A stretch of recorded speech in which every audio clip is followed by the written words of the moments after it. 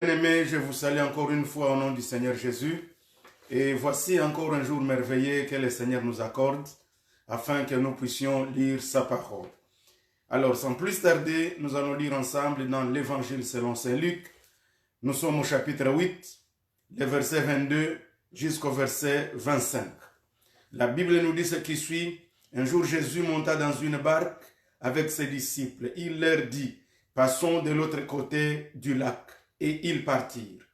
Pendant qu'ils naviguaient, Jésus s'endormit. Un tourbillon fondit sur le lac. La barque se remplissait d'eau et ils étaient en péril. Ils s'approchèrent et le réveillèrent en disant, « Maître, Maître, nous périssons. » S'étant réveillés, il menaça les vents et les flots qui s'apaisèrent et le calme revint. Puis il leur dit, « Où est votre voix? Où est votre foi? » Saisis de frayeur et d'étonnement, ils se dirent les uns aux autres, « Quel est donc celui-ci qui commande même au vent et à l'eau et à qui ils obéissent? » Amen. Amen. Alléluia. Aujourd'hui, bien-aimés dans le Seigneur, nous allons parler un peu du vent. Nous allons parler des vagues ou du moins des tempêtes. Des tempêtes dans la vie. Les tempêtes, ici, ça se définit comme étant tout ce que nous pouvons connaître comme pression, que ce soit comme épreuve, comme tentation dans la vie spirituelle. Quand nous sommes en train de marcher avec le Seigneur, tout ce qui nous arrive pour chercher à nuire notre relation avec le Seigneur, voilà ce dont nous allons parler ici, que j'appellerai ici la tempête. Alors aujourd'hui, nous allons un peu parler de ça. Nous allons comprendre comment nous devons nous comporter pendant les moments de tempête, parce que nous sommes en train de traverser les moments difficiles, comme la Bible nous dit, rachetons le temps car les jours sont mauvais. Pourquoi la Bible dit que les jours sont mauvais? C'est effectivement parce que ce sont des jours où il y a beaucoup de tempêtes, il y a beaucoup de tourbillons, il y a beaucoup de storms, il y a beaucoup de problèmes, il y a beaucoup de difficultés qui cherchent à nous séparer de l'engagement de servir notre Dieu, d'aimer notre Seigneur. Alors aujourd'hui, c'est de ça que nous allons partager. Et je sais, bien aimé dans le Seigneur, partout où vous suivez, que le Seigneur va nous parler et il va nous aider. Alors nous prions au nom de Jésus. Très saint Père, au nom du Seigneur Jésus-Christ, nous te rendons gloire. Merci pour ce temps que tu nous donnes et nous te présentons, Seigneur, ce moment. Bénis-nous, aide-nous, Seigneur, à comprendre ce que nous devons faire, comment nous comporter pendant les temps de tourbillons dans la vie spirituelle, dans la vie psychologique, dans la vie psychique, dans la vie morale, dans la vie en général. Comment nous devons nous comporter. Saint-Esprit, nous avons besoin de toi. Aide ton Église, aide tes enfants, aide tes serviteurs de partout. Ils vont suivre cet enseignement, que ce soit aujourd'hui ou les années ou les jours à venir. Seigneur, que tu nous fasses grâce, que ces messages soient un réconfort pour ceux qui sont dans les tourbillons. Au nom du Seigneur Jésus. Amen. Amen.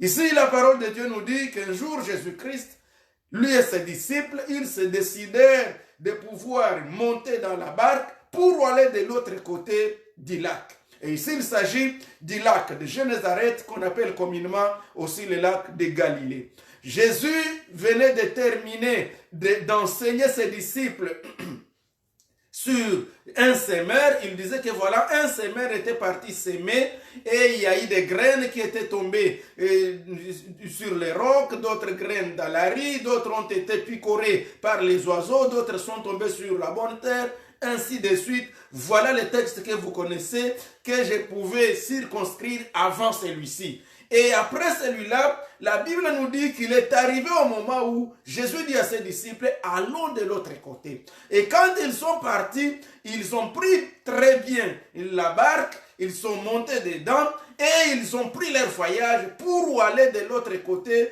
du côté de la Galilée. Et quand ils devaient aller de l'autre côté de la Galilée, les disciples ne savaient pas ce qu'ils vont aller faire là. Ils ne savent pas pourquoi le Seigneur demande qu'ils aillent de l'autre côté. Mais au moins ils se disent, allons avec les maîtres. Comme le maître le dit, ils sont tous embarqués dans la même barque. Et ils sont partis. Pendant qu'ils y allaient, la Bible nous dit que la mer a commencé à avoir des tourbillons. La mer a commencé à avoir des flots, des vagues, au point où ils ne pouvaient plus supporter. Et ils se dirent, mais nous périssons. Et pourtant, ils se rappelèrent d'une chose, Quand bien même il y a des vagues, quand bien même ici nous périssons, mais le maître est avec nous. La Bible dit, ils sont descendus. Et quand ils sont allés, ils ont cherché le maître. Ils disent, mais Seigneur, nous périssons, nous périssons. Comment toi tu t'endors et nous périssons? Et la Bible dit, ils réveillèrent le maître. Quand ils ont réveillé les maîtres, alléluia, le Seigneur a ordonné, il a ordonné aux vagues, il a ordonné aux flots, aux tourbillons, et les tourbillons s'arrêta et le calme revint. Je vais vous dire, bien aimé dans le Seigneur, ça c'est un moment très important que vous devez comprendre, que quand tu es dans la barque, quand tu es dans une situation, tu n'es pas seul. Le maître est encore là et il est là afin de pouvoir arrêter. Va seulement les réveiller. Quand vous les réveillez, il va dire au flot et les flots vont s'arrêter. Et les tourbillons vont s'arrêter dans ta vie au nom du Seigneur Jésus-Christ. Car il en a le pouvoir. Il en a toute la capacité. Mais avant d'arriver là, je souhaite que vous compreniez, bien aimés dans le Seigneur, il y a 5 éléments principaux que nous allons découvrir à travers de ce texte. The first of all, you need to understand that you are not called to fix the storm. It means that when you are passing through some situations, when you do see the storm, you have to understand that it's not your job to fix it. Donc, ce n'est pas ton travail de t'occuper du tourbillon. Reconnais que tu n'en as pas le pouvoir. Ce n'est pas de ton travail de t'occuper de Satan, de t'occuper des démons. Tu n'en as pas de pouvoir. Mais celui qui est en toi, quand tu le réveilles, le Seigneur Jésus, c'est lui qui s'occupe des situations difficiles. C'est lui qui s'occupe des tourbillons. C'est Jésus que nous devons appeler. C'est Jésus que nous devons réveiller. Lorsqu'il y a les tourbillons, lorsque les choses ne marchent pas, n'y va pas toi-même. Je me rappelle un jour, je parle à un monsieur. Je lui dis, monsieur, tu sais qu'il est temps qu'on aille servir le Seigneur. Est-ce que tu peux prier? Il me dit, non. Il me dit, moi, je ne peux chercher Dieu que lorsque moi, je vais échouer. Il dit, moi-même, je suis encore capable de travailler sur mon caractère, de travailler sur ma vie. Je suis encore capable, moi-même, de m'occuper de mes affaires. C'est lorsque je vais échouer que je vais les chercher. Je lui dis, monsieur, sache une chose, que sans lui, tu ne peux rien. Il n'y a aucune situation sur cette terre qu'un homme, en tant qu'individu, peut réussir à fixer soi-même si Dieu ne l'a pas secouru. Alors, la première chose, regarde d'abord, quand nous voyons la botte, quand nous voyons ici la barque du moins, la barque, elle symbolise l'Église. L'Église où tous nous sommes, c'est-à-dire l'ensemble de ceux qui ont reçu Jésus comme Seigneur et Sauveur. C'est ça le symbole de la barque. Et la mer ou les lacs qu'ils étaient en train de traverser, ça c'est le symbole du monde. Et de l'autre côté, c'est là où nous allons voir la main de Dieu. C'est là où nous allons voir la gloire de Dieu. En d'autres termes, nous en tant qu'enfants de Dieu, nous sommes embarqués dans une barque qu'on appelle l'Église. Et l'Église a son maître, et son maître c'est le Seigneur Jésus-Christ. Mais pendant que nous sommes embarqués dans cette barque-là, il existe le flot. La Bible nous dit que les vagues sont venues, les tourbillons ont sérieusement frappé la barque. Au point où la barque commençait même à s'enfoncer, au point où l'eau commençait à se jeter. Quand vous lisez dans l'évangile selon Matthieu, chapitre 8, 24 suivant, le même texte dit que même la barque commençait à se remplir d'eau. C'est pourquoi les disciples ont compris que nous sommes en train de périr. Donc l'élément important là, la première chose, comprends que toi tu ne sauras pas t'occuper de tout ça. Tu n'es pas capable. C'est pourquoi le Seigneur dit, et déchargez-vous sur lui de tous vos soucis. Alléluia. Car c'est lui qui prend soin de vous. Donc, dans tout ce que nous connaissons, comme problème, comme menace, comme attaque, quel que soit d'où ça vient, comprends que tu n'en as pas la force, tu n'en as pas la capacité, mais celui qui vit en toi, il y a quelqu'un qui est capable et c'est lui-là qu'il faut réveiller. Les disciples ont compris qu'ici nous on ne peut rien, nous n'avons rien à faire, mais il y a quelqu'un que nous devons réveiller. Ils sont partis, ils l'ont réveillé. Et quand ils l'ont réveillé, il a fait son travail. Ça signifie quoi? Dans ce voyage ici, vous savez, dans cette barque où nous sommes embarqués, dans cette œuvre de Dieu, dans l'église du corps du Christ, où nous sommes embarqués, nous devons mettre à l'esprit que nous ne sommes pas seuls. Donc la deuxième chose que tu dois savoir, lorsque tu vois qu'il y a les flots qui arrivent, lorsque tu vois qu'il y a les tourbillons dans la vie, ne te pose pas la question de savoir pourquoi moi. Parce que c'est ça le problème des hommes. Lorsque Job a connu des épreuves, a connu des difficultés, la question est de savoir pourquoi ceci arrive. Et malheureusement, les hommes sont prêts à trouver des solutions. Ils se disent, si ceci t'arrive dans la vie, donc c'est parce que tu as péché. Job, répands-toi, tu as péché. Je vais te dire une chose, la Bible nous dit que les malheurs atteignent souvent les justes, mais l'Éternel l'en délivre toujours. En d'autres termes, lorsque tu trouveras ton frère, ta soeur, qui est en train de traverser les moments difficiles, qui est en train d'être ballotté par les tourbillons, ne te dérange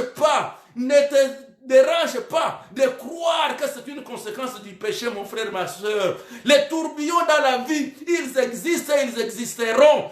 D'ailleurs, c'est surtout ceux-là qui ont reçu Jésus comme Seigneur et Sauveur que les tourbillons se jettent. C'est parce que Jésus était rentré dans cette barque que les tourbillons est venu. C'est parce que les disciples étaient là que les tourbillons est venu. Mais aussi, malheureusement pour les tourbillons, Jésus était dedans. Malheureusement pour les attaques contre toi, tu as le Seigneur Jésus-Christ. Malheureusement, pour ceux qui te menacent, tu n'es pas seul. Il y a quelqu'un qui est avec toi. Gloire au Seigneur Jésus. Donc la première chose qui est là, ce n'est pas à toi de t'occuper de l'affaire. La deuxième chose, quant aux questions, ne te pose pas la question de savoir pourquoi moi. Au contraire, pose-toi la question de savoir, est-ce que je suis équipé? Est-ce que j'ai le pouvoir? Est-ce que j'ai les moyens pour faire face à cette situation? Et les moyens dont tu as besoin, le premier, c'est est-ce qu'il est encore avec moi? Est-ce que ma relation avec le Seigneur est bonne? Si seulement tu vérifies et tu te rends compte que ta relation avec lui est encore au bon fixe, n'aie pas peur. Ne crains rien. Ne crains rien. Alléluia. Donc le troisième élément que tu dois comprendre lorsque tu traverses le moment ici, lorsque tu es en train d'être frappé par le tourbillon, mets à l'esprit que le tourbillon n'avertit jamais quand il va venir. Les problèmes ne peuvent jamais t'avertir pour dire voilà, moi je viendrai à telle heure. Jamais. Donc mets-toi à l'esprit que ça vient à l'improviste. Cette vague ici, ce tourbillon n'a pas averti les disciples. Il ne leur a pas dit, bon voilà, comme vous allez là, moi aussi je vais venir. Sinon il fallait changer pour décider de quand y aller. Mais aussi, autre chose, pendant que tu es dans les tourbillons, tu n'as pas à échapper ton tourbillon. Tu dois seulement y faire face avec le Seigneur. Tu n'as pas à échapper pour dire, oh voilà, moi je ne veux pas ça. Tu n'as rien à choisir. C'est ça le troisième élément. On ne choisit pas son tourbillon. Tu ne peux pas choisir l'épreuve. C'est comme une maladie. Tu ne peux pas dire, moi j'ai choisi de souffrir de maux de tête au lieu de souffrir de la jambe. Tu ne peux pas dire, moi j'ai choisi de souffrir des dents au lieu de souffrir des yeux. Tu n'as pas à choisir. Tu n'as juste qu'à savoir te poser la question, est-ce que j'ai les moyens? Est-ce que j'ai le pouvoir? Est-ce que j'ai quelqu'un avec moi afin de faire face à la situation? Le troisième élément, donc tu dois comprendre que la question aussi la plus importante que tu dois mettre à l'esprit, comprends que toute situation, toute vague qui t'arrive, il doit être pour toi une opportunité. Souvenez-vous que la vague qui était venue pour pouvoir emporter même Jonas, quand il était là au fond, le Seigneur avait plutôt envoyé quelque chose. Le problème, pour pouvoir l'amener jusqu'à là où il devait aller, jusqu'à Tarsis. Ça veut dire quoi, bien aimé dans le Seigneur? Quand nous revenons sur notre texte, nous devons comprendre que la tempête, devons comprendre que le tourbillon, devons comprendre que les problèmes, les épreuves, les difficultés qui nous arrivent dans la vie, d'abord, ce n'est pas à toi de t'en occuper, il y a quelqu'un. Appelle le Seigneur. Les disciples ont fait appel au Seigneur et le Seigneur s'en est occupé. Deuxième chose, vous devez comprendre que ça n'arrive que lorsqu'on est fatigué. Pourquoi le Seigneur s'était endormi? Et vous savez que partout où était Jésus, possiblement Pierre était là aussi. Mais ça prouve effectivement que Pierre a compris là où il faut être. Dans les tourbillons, il ne faut pas être seul. Dans les tourbillons, il faut être à ses côtés. Dans les tourbillons, approche-toi de lui. Malheureusement, c'est dans les tourbillons que le diable cherche à nous montrer que voilà, tu as servi le Seigneur, tu as fait ça, mais voilà pourquoi ça t'arrive. Oui, ça va t'arriver, mais ce n'est pas pour rien. Et ça, c'est une opportunité, c'est pour ton témoignage. Donc quand ça arrive, comprends, oui, la tempête arrive, mais je sais que c'est encore une opportunité pour que je puisse témoigner encore, pour que je dise qu'il guérit encore, pour que je témoigne qu'il élève encore, pour que je témoigne que je ne mourrai pas, mais je vivrai et je raconterai les offres du Seigneur. Regarde un peu, la Bible nous dit dans Lamentation chapitre 3, lorsque les tourbillons, lorsque les tempêtes, lorsque les temps difficiles sont arrivés à Jérémie, la Bible nous dit Jérémie, lui il dit, quand je pense à ma misère, quand je pense à mon problème, quand je pense à ma difficulté, quand je pense à tout ce que je connais, Jérémie lui il répond, il dit, voici ce que je vais repasser dans mon cœur. C'est que, les bontés du Seigneur ne sont pas encore épuisées. Alléluia. Donc quand tu traverses les temps de tourbillons, ne te pose pas de questions. Oh mon Dieu, pourquoi c'est moi encore? Pourquoi c'est moi? Est-ce que nous n'aurons jamais la paix dans cette vie chrétienne? Pourquoi? Non, non. La réponse qui est là, c'est que qu'est-ce que tu repasses dans ton cœur? La pensée de ton cœur. Ce que tu dois repasser dans ton cœur, c'est comprendre que les bontés du Seigneur ne sont pas encore épousées. Et ses compassions ne sont pas à leur terme. Elles se renouvellent chaque matin pour vous. Alléluia. Comprends que pendant ces temps-là, pendant ces temps difficiles, les bontés du Seigneur sont encore là. Et quand vous lisez bien Lamentation 3, verset 22, vous allez descendre même jusqu'à 37. La Bible nous dit, mais qui dira qu'une chose arrive si le Seigneur ne l'a pas autorisé? En d'autres termes, même les tourbillons qui avaient frappé la barque, où étaient les disciples? C'est parce que le Seigneur l'avait autorisé. Effectivement, dans 1 Corinthiens 10, 13, la Bible nous dit qu'aucune tentation ne vous est survenue qui n'a été humaine. Et Dieu est fidèle. Alléluia. Il ne permettra jamais que nous soyons tentés au-delà de nos forces. Mais avec la tentation, il ouvrira une porte de sortie pour que nous puissions la supporter. Ça signifie quoi? Que tout flot qui t'arrive, toute tempête qui vient, c'est que le Seigneur a d'abord pesé, il a balancé et il a compris. Mon enfant, mon serviteur peut supporter jusqu'à ce niveau. Voilà pourquoi il a autorisé. Et quand il autorise, c'est une opportunité. C'est pour que tu aies encore une fois un nouveau témoignage à donner aux autres. Ne t'en fais pas. C'est la raison pour laquelle, lorsque les disciples sont venus voir le Seigneur pour lui dire, mais qui a fait que cet enfant soit né aveugle? Ici c'est dans Jean chapitre 9. Le Seigneur a répondu, ni ses parents n'ont péché, ni cet enfant, mais c'était pour que l'œuvre du Seigneur soit accompli. Donc il y a des choses que le Seigneur permet dans ta vie, il y a des tempêtes qu'il permet que ça t'arrive parce qu'il veut te donner un témoignage. Même Lazare qui était décédé, la Bible nous dit, Marthe lui dit, Seigneur, si tu étais venu à temps, si tu étais là, mon frère ne serait pas mort. Mais le Seigneur lui dit, Marthe, Marthe, Marthe, si tu crois, tu verras la gloire de Dieu. C'est pourquoi, bien-aimé, dans la tempête, que ta foi ne chancelle pas, que ta foi reste debout, mais à l'esprit, je ne suis pas seul et je ne serai pas englouti. Rappelez-vous, Jésus était dans la barque. Or, aucune prophétie de l'Écriture n'avait témoigné que Jésus serait noyé dans les lacs de Génézareth, que Jésus serait un jour mort en mourant, en étant noyé dans ces lacs de Galilée. Il n'y avait aucune prophétie, donc ça ne devait jamais s'accomplir de cette manière. Donc Jésus devait nécessairement arriver au bout. Et Jésus, lorsqu'il a ordonné au flot de s'arrêter, il a continué son voyage avec ses disciples. Et quand il est arrivé de l'autre côté, la Bible nous dit qu'il a trouvé qu'il y avait un homme possédé de démons. Et quand il a trouvé cet homme, il l'a libéré. Et quand il a délivré cet homme-là, ces démons se disent, mais non Seigneur, tu es venu nous tourmenter avant notre temps. Le Seigneur a chassé ces démons. En d'autres termes, si la barque devait se noyer, ce qui était impossible, cet homme devait mourir dans ses péchés. Cet homme devait mourir avec ses démons. Mais c'était impossible parce qu'il est venu pour sauver ce qui était perdu. Et cet homme-là, qui était de l'autre côté des Gadaréniens, il a demandé qu'on puisse lui laisser les démons, que les démons puissent aller.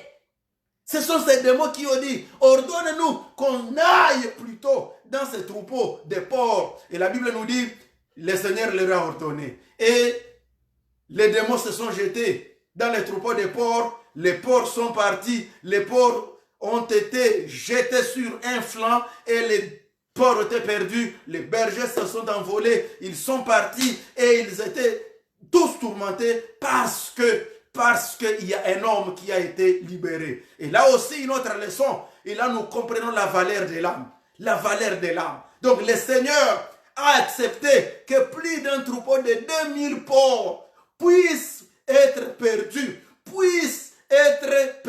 au lieu qu'un seul humain se perde. Ici, c'est la valeur. Tu es tellement important que le Seigneur ne permettra pas que tu sois englouti par ta tempête. Alléluia. Alors, bien-aimés dans le Seigneur, aujourd'hui, je ne vais pas vous amener très loin. Voilà la petite exhortation de ce jour. C'est vous dire que même quand vous êtes dans la tempête, mettez à l'esprit, ce n'est pas ton affaire. Remets ton sort à l'Éternel et il te soutiendra, dit le psaume. Alléluia. Deuxième chose, ta méditation, ne dis pas pourquoi c'est à moi. Seulement pose-toi la question, est-ce que je suis encore avec les maîtres?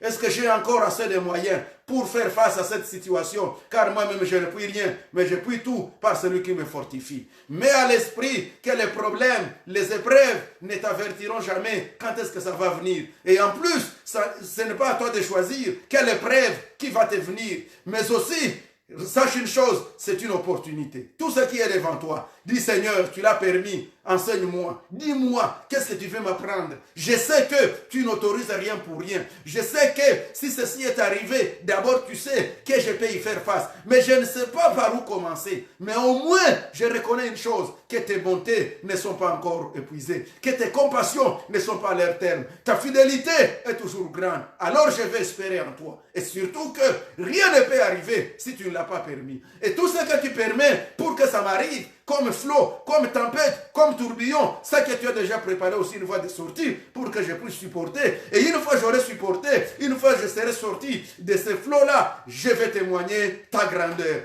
Bien-aimé, que Dieu vous bénisse, qu'il vous donne la grâce de surmonter vos tempêtes, comme il en a fait pendant qu'il était avec les disciples, et qu'une fois arrivé de l'autre côté, vous puissiez témoigner les offres du Seigneur. Que Dieu nous bénisse, au nom de Jésus. Amen. Amen.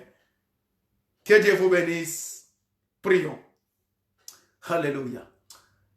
Baba, Heavenly Father, I thank you for this time.